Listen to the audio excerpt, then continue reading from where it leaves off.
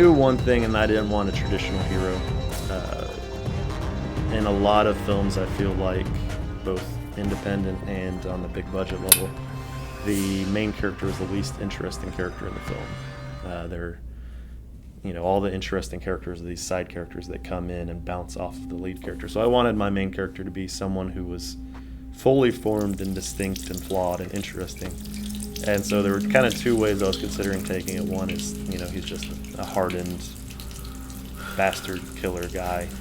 Or the other that I think I gravitated more toward was someone who is really, you have this popular Hollywood definition of the anti-hero, which is someone who typically in these things is not really an anti-hero. He's just a Western hero in that he embodies a lot of the things that we hold dear, like a Dirty Harry is someone who is an anti-hero, but he is what we actually value in our heroes in America, in that he, is not a slave to the system, and he fights the system, and he deals out justice in his own way, and he's an individual, and he's a loner, but he's still courageous.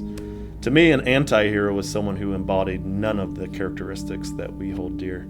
Someone who is willing to lie and manipulate, someone who's afraid and has almost cowardly tendencies. But even him, he just makes bad decision after bad decision in that moment of truth thing, and you're just really rooting for him to get his shit together. He has so much promise. Oh my God, the guys I've known before. Oh, they just had so much potential.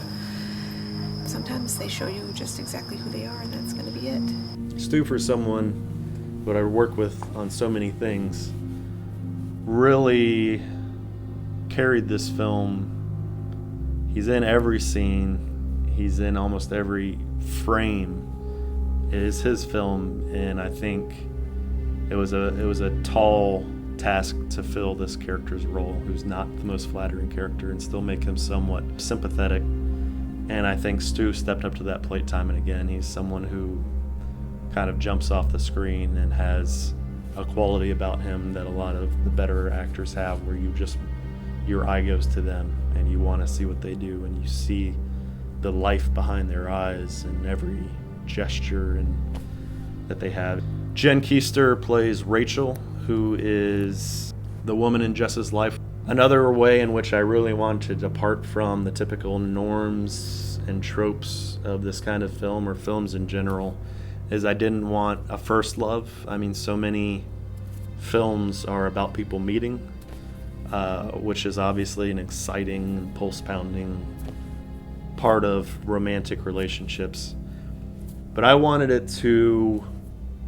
this film to depart from that. Because after you meet someone, you spend a lot of time with someone, and that goes on for years even. And obviously the relationships change. It's not always in a permanent arrested puppy love phase. It's in different phases. And all these complications arise when two people have known each other for that long, and I really wanted to get at that with the Rachel character.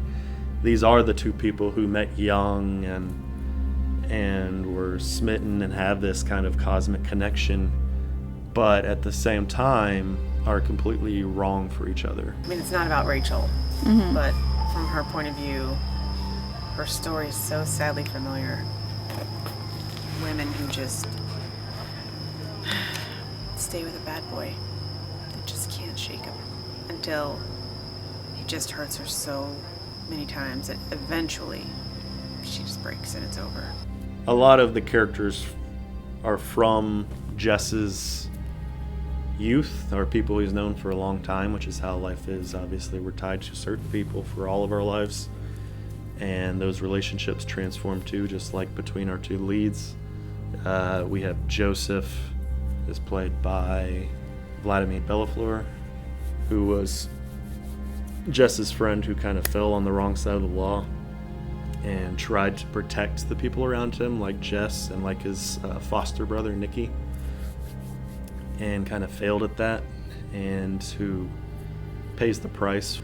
And Nicky, played by Mitchell Jacobs, is someone who is who's connected to Jess through Joseph, and when Joseph is not really in the picture as much, it falls on Jess to kind of take the big brother role to Nikki, and in Jess's way, he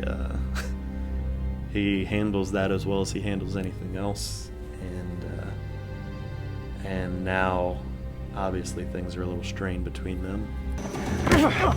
You think I'm fucking stupid, huh?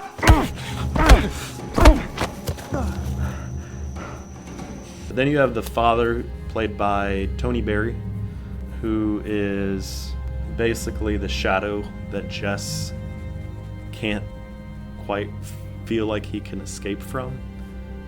He's a good man by most accounts. He's someone who's really made something out of himself, and Jess has trouble dealing with that legacy.